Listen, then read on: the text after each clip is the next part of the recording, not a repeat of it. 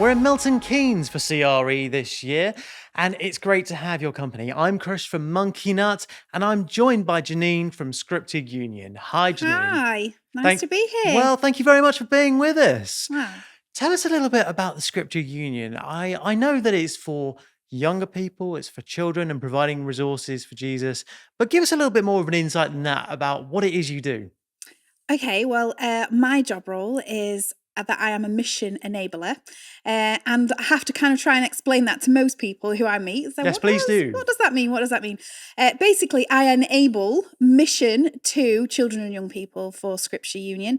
Historically, Scripture Union are famous for producing lots of resources, writing books for children, and we still do quite a bit of that. We're still really passionate about that. But a couple of years ago, we put some research, some time into faith in children and young people under the age of 18 in England and Wales. And what they found is that only 5% of those children and young people were in church. And that obviously leaves the 95. And that is a huge number for us at Scripture Union. It's a bit of a buzzword. We use it a lot. The 95, we go after the 95. And what that meant for us is we were kind of like the big bods at Scripture Union kind of put their pens down and were like, let's just stop everything we're doing. We need to focus on the 95, because actually what that number means is that 12.5 million children in England and Wales are not in church, have no faith understanding. And so, yeah, they were tools down, let's try and focus on that. And they found that they devised a framework, as we call it, called the Revealing Jesus Framework, which is what I've got on my t-shirt for today. The Revealing Jesus Framework, which is bizarre because sometimes when I leave the house in the morning, my husband says, are you going to reveal Jesus today? And I'm like, yes, always, no matter whether I've got my SU hat on or not. But yeah, so the Revealing Jesus Framework is 4 areas that we have identified that most children and young people go on their journey to faith. And those are connect, to explore, then to respond, and then to grow. And so what I do is we partner with churches who sign up. It's completely free. They sign up to our framework, and we then partner with them. We have a relationship with them. I go out, I visit them, and I talk to them about their children and young people, the ministry that they've got. I give them coaching, training, resources. So all of our resources now that we write are all written around those 4 elements.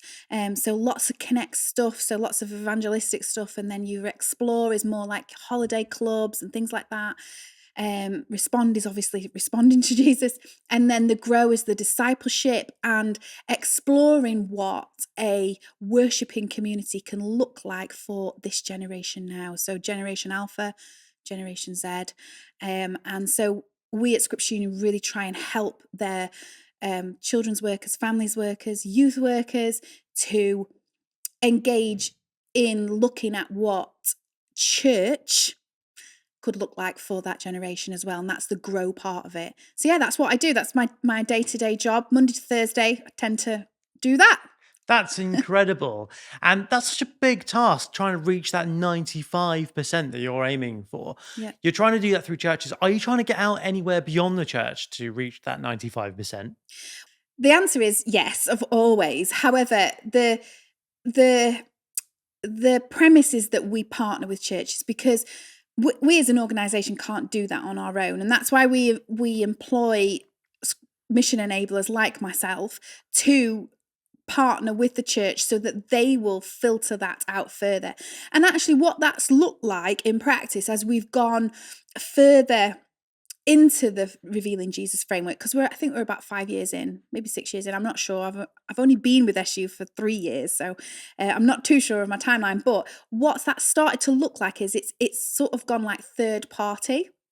I'm sure there is an actual SU name for it, but where the churches that have signed up to our framework, we call them faith guides, they have now become little mission enablers of their own, and they are doing the same thing with maybe their youth or young people or their interns, for example, and then they're sort of going out and doing the thing that we are equipping them to do as mission enablers. So it is filtering out further.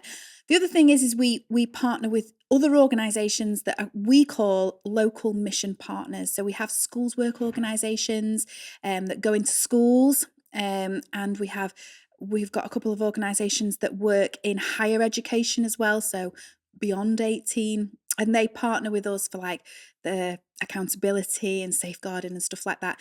And so there's lots of other avenues of evangelistic stuff for the 95, definitely. Wow, that's just incredible. That's the evangelistic side of what you're doing. Let's Mm, talk about some of the resources because the Bible and scripture can be quite heavy in places. Talk about how you're kind of breaking that down for maybe someone quite young who perhaps hasn't yeah, had the Bible or even heard of Jesus. How are you breaking it yeah. down?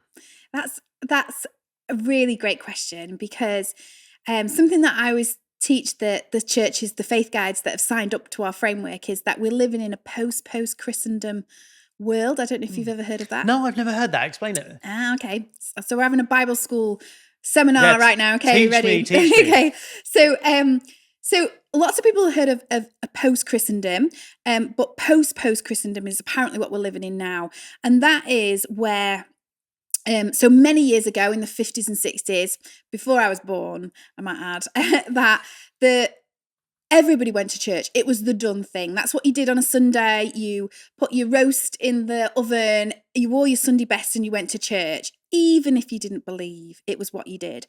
And then you kind of went into this next sort of Christendom era where somebody in the family went to church. There was someone who believed in Jesus. It was maybe the patriarch, the matriarch who went to church, and they would pray. They'd pray for the grandchildren or whatever. And then that kind of fizzled out and fizzled out. And then that was kind of post Christendom.